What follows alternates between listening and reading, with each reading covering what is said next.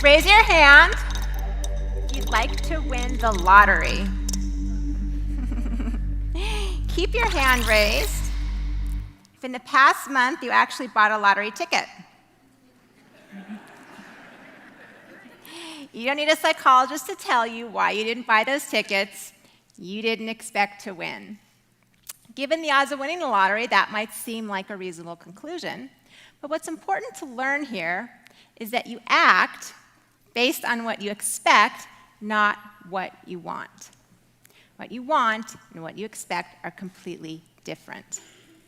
An expectation is a belief about whether or not you're going to get what you want.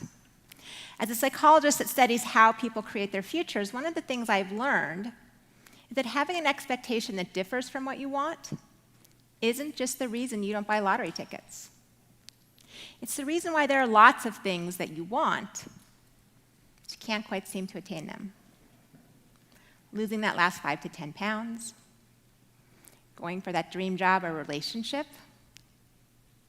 It's the reason why no matter how hard you try to create change, you often stay stuck. Because expectation plus action equals creation of your life experiences. Now, it might surprise you to know that most people go about day-to-day life thinking that they're acting on what they want, when in reality, they're acting on their expectations. I was working with a client of mine recently. I'm going to call her Amy. She was a gorgeous and successful woman, but she was also sort of shy, very self-deprecating, and she had a history of picking the wrong men. Amy had recently gotten out of a bad marriage, and she worked on herself, so she was ready to meet someone new. And she decided she was going to give online dating a try. But she was having one bad date after the next. The men didn't look like their pictures. They would forget their wallets. Some of them didn't show up at all. One day, Amy comes into my office, and she immediately burst into tears. I had the most awful date of my life. Well, how bad was he? He was amazing, she said. Absolutely everything I had been looking for. She said, I completely blew it.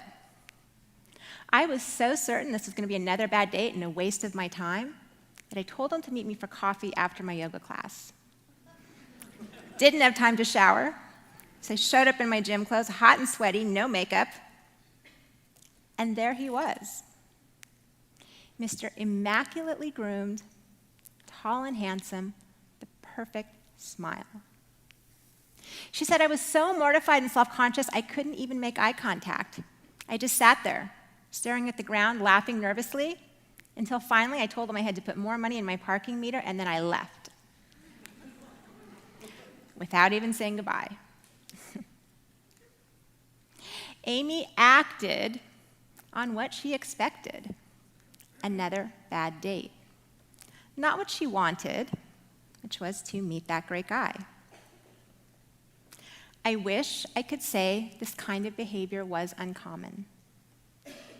But having been in practice for more than 12 years, one of the things I hear most often is I want to change my life, but I don't really believe that I can. I've seen people give up on their marriages, their health, their careers, give up on their entire lives because they didn't think they could get what they wanted, and so they weren't willing to try. There's probably something that you want in your life right now, but you're not sure if you can attain it, and so you're holding back. When you don't act on what you want, you take yourself out of the game. Buying that lottery ticket doesn't guarantee winning, but not buying it guarantees losing. Now you might be wondering, why do we do this? Our brains work on the principle of anticipation. We constantly predict what we think is likely to happen before it ever occurs. If you're walking in the park and you hear a dog barking behind you, and then turn around to see Bigfoot, you're going to be very surprised. Although it would make a really great selfie. As soon as you start to anticipate any event, you begin to act and feel in ways that help you prepare for what you think is going to happen. If anyone's ever said to you, "We need to talk," then you know exactly what I mean. I see the men nodding. When you prepare for something that hasn't even happened yet, you participate in creating the outcome.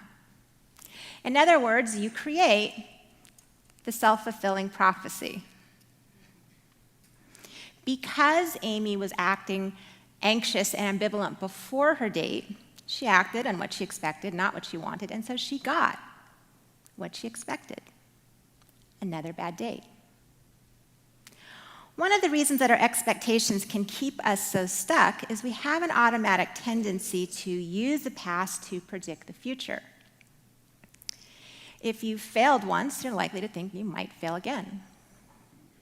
When you think about the future, same part of the brain gets activated as when you think of the past. However, just because you use the past to make predictions doesn't mean that your past is what's holding you back. What was holding Amy back wasn't her past. It was that she didn't believe her future could be better than the past. And without that belief, she wasn't able to create something better, even though an opportunity had presented itself right in front of her. If you're aware of what your expectations are in a situation, then you have the ability to use your conscious mind to override the automatic thinking and plan for how to create a different outcome. If Amy had planned for her date to go well, things might have turned out differently. Our expectations about our ability to get what we want have a very profound impact on our emotional well-being. A large part of our brain is dedicated to anticipating rewards. Rewards, to put it simply, are all the things you want that make life worth living. As J.R. Tolkien said, a single dream is more powerful than 1,000 realities. When you expect to get a reward, you feel positive emotions like happiness and joy. But when you don't think you're going to get what you want, you feel sadness, disappointment, maybe even depression. The larger the gap between what you expect and what you want, the more distressed you feel. So what do you do when what you want doesn't match up with what you expect? Well, there's only two ways you can feel good in this situation. You can give up wanting what you want, tell yourself it wasn't really worth the effort, you didn't really want it anyway, or you can change your expectations to match up with what you want so that you can take consistent action. So how do you do that? I'm going to give you 3 simple steps that'll help you begin to shift your expectations. What I want you to do right now, though, is imagine an upcoming future event. It can be a goal that you're trying to achieve, a work presentation, an upcoming holiday event with your family. Got it? Okay, what I want you to do for step number 1 is ask yourself, how is what I'm expecting making me feel? If you're expecting something positive to happen, then you're going to be feeling really good about it, and you can stop right there. No need to fix positive emotions. But if you're expecting something you don't want, then you're going to be feeling a negative emotion, like anxiety, fear, dread, overwhelmed. And those are all signs that you have some negative expectations about that situation. Step number 2, ask yourself, what would I like to have happen instead? What this question identifies is what you really do want in the situation. What you want is oftentimes the very thing that you're not expecting. Remember, you want to win the lottery, but you don't expect to. Step number 3, ask yourself, what do I need to do to make what I want happen? When you have a negative expectation about a future event, it's because you're focused on all the things that could go wrong, why it's not going to work out for you. You're not generating thoughts and ideas about how to make it go right. When you see a plan laid out in front of you for how to get what you want, your assessment of the situation starts to change. You begin to see the possibility. This is where the shift happens. Every successful action that you take towards that plan starts to change your expectations. So I realize some of you might be thinking, I don't expect this to work for me.